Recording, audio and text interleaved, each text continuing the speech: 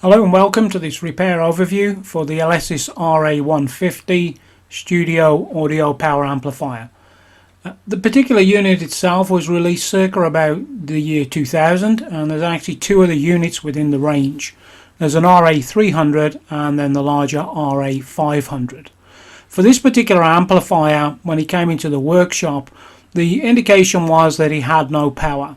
And this is not uncommon, so the first thing to check, and as you see from the video, if you look towards the rear of the amplifier, what you will see is that there is a removable fuse, and when that was actually removed and checked, then the fuse itself was missing. Alright, so that clearly indicates at some point in time maybe there's been high current draw, the fuse was blown, customers then checked it, and for whatever reason the replacement wasn't then fitted. So the fuse rating at 230 volts is thermal, so it's a T1.6 amps. So that fuse was then replaced back into the carrier assembly. Because of the historical sort of knowledge with these particular amplifiers, there's a particular problem which can manifest itself, and what that's linked to is internally, where the secondary of the transformer connects to the power supply stroke speaker protection board. There is a high frequency suppression capacitor C02, and that capacitor is shown, and typically what happens is it goes short circuit and it's directly connected across the AC outputs, which would normally feed the bridge rectifier. So when you're taking on that kind of repair, first thing to do is just to disconnect from the power supply board the secondary transformer connection. And then what you can then do is you can then just meter across there, and in most cases you'll find that that capacitor is short. What I would also advise as well is when you're doing the repair work, and you'll see the link in the repair description underneath this video, is to use a dim bulb tester. What you don't want to be doing is taking on any repair work and then sort of just powering it up and crossing your fingers and hoping for the best, right? So the reason why you do that is once I disconnected the secondary from the power supply board, I'm able then to power up the amplifier transformer itself, and what I'm just checking there is to ensure that there's no excess current draw, which would indicate maybe shorted turns. But thankfully in this particular repair that was not the issue. So to actually get access or to raise the power supply board, what you have is you'll have a fixing screw and nut which secures the large bridge rectifier to the chassis of the power amplifier, and then there's four other screws on the main board. And once you remove those, what you'll need to do is disconnect the connections from the left and the right power output modules. And then also there is a multi-pin connector which comes directly then from the front panel, and then you also have two additional connectors which then come from either side of the left and right power amplifier modules. This is feeding the signals which provide for the monitoring of the protection circuit for any DC offset, and then of course the connection which feeds directly then to the output speaker terminals.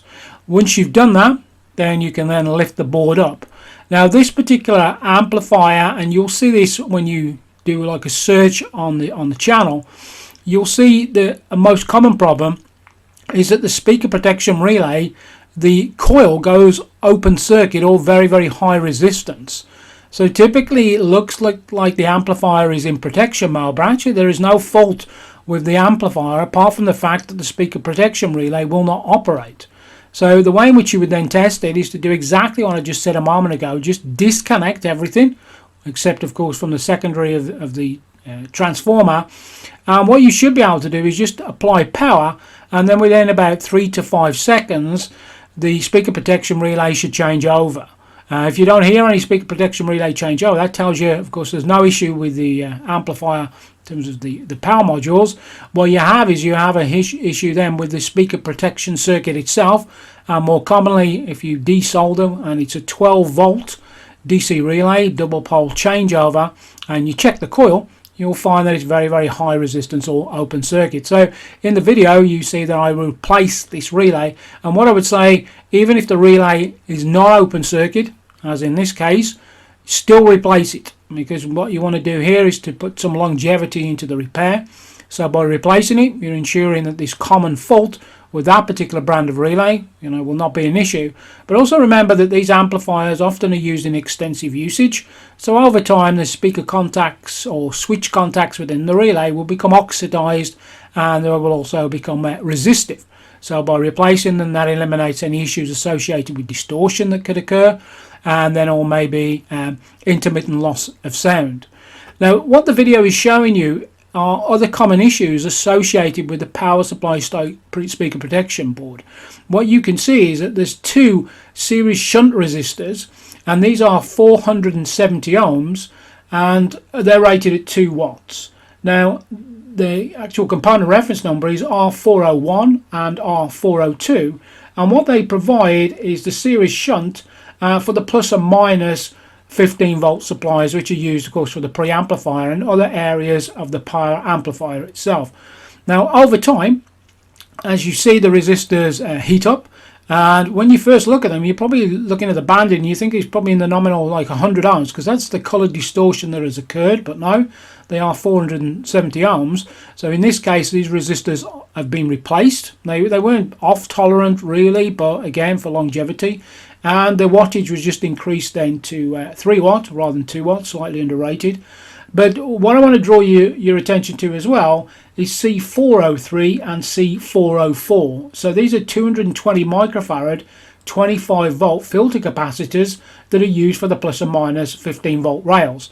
Now what happens, the resistors are mounted very, very close to the two smoothing capacitors, and as I've said on previous blogs, it starts to derate the capacitors. So when you remove them, if you have an ESR meter and you start to check them, you start to find out quite quickly they're going resistive. So the ESR is increasing and the capacitor value is decreasing, so they're drying out quite quickly. So as you see, replace the two capacitors, so that ensures that DC voltage to those sensitive preamplifier circuits is nice and smooth. And at the same time, what the video also shows is that I've raised up the replacement resistors above the capacitors. So heat of course rises, so that will then prevent that heat dissipation directly then next to the capacitors themselves then. Now when you look at the RA150, it's a classic AB output for each one of the channels, and as I said to you, that the power supply board develops other issues. So the other issue that you need to be looking at are dry solder joints, and where you'll see these appear is on high power components. So the solder connection itself starts to deteriorate and you'll get almost like this sort of greyish effect. So again, you need to undertake that work then to resolder those connections and just ensure that everything is good and as it should be then.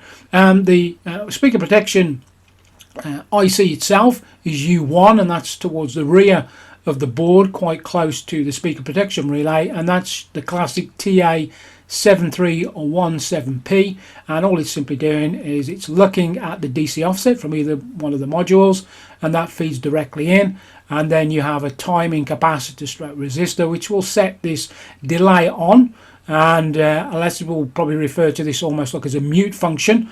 So it just ensures that the speakers are not directly connected to the output modules until the rail capacitors are fully charged, and then this just prevents this popping noise that can be heard if you didn't have such a circuit. And then when you power off, it's instantaneous, and the speaker protection relay will then de-energize, and that protection circuit is managing all aspects of that. Now in terms of reassembly, what I did in this case is there should be some thermal grease or heat seek compound which is underneath the bridge rectifier, and then when it's screwed down it makes good thermal contact then with the base of the amplifier chassis. Of course over time, very, very common that this thermal grease dries out and it almost becomes like a powder, so it's no longer providing the necessary thermal transfer of heat. So quick task there, just clean off any residual, and normally it's quite hard, just use a plastic scraping tool, clean the chassis off, and then you can then apply some new heatsink compound, and then once the bridge rectifier is then bolted back to the chassis, you then have excellent thermal transfer. And then really to conclude this particular repair, once everything would then been reconnected, it's a simple matter then of checking the DC offset on the rear of the amplifier speaker terminals, and in this case very low. And then the other part that was then looked at is the volume control, or channel 1, channel 2, and often referred to or right or left. And these are single gang variable potentiometers. So just to use deoxit then to spray directly into there and just rotate backwards and forwards the controls multiple times. And then what you will find here is the dent type. So it's almost like a click motion, almost like sort of the locking mechanism on a safe. So when you then clean them, you should have a very nice clean click as you're indexing up and down for the 2 channels. And really, that was the repair. So all that remained then was to do a functional test, and typically the amplifier was left on for 1 hour and no issues were identified, and then a full clean of the outer chassis. For this particular unit, you can do 2 things. It can either be freestanding because it has rubber feet on the bottom of the amplifier, or you can remove the rubber feet and then you can then install it into a 19-inch rack, and this is very common for studio use.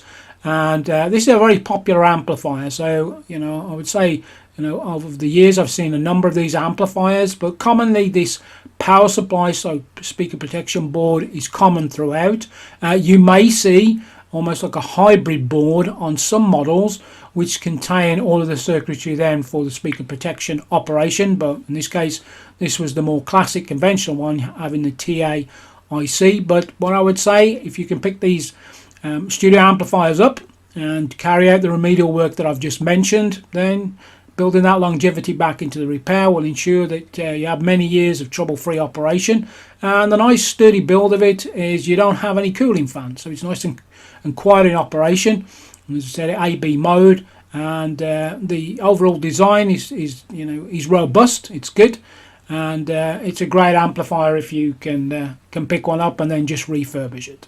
So thanks very much for this, and if you look below you'll see the technical write-up description, and then I've also put the links in there for the schematics or the service manual. So again, if you've got any questions at any time, or you just need a bit of help or guidance, by all means email directly to audioamplifierservicing@aol.com, or alternatively just leave a comment and then I'll respond back to you typically the same day.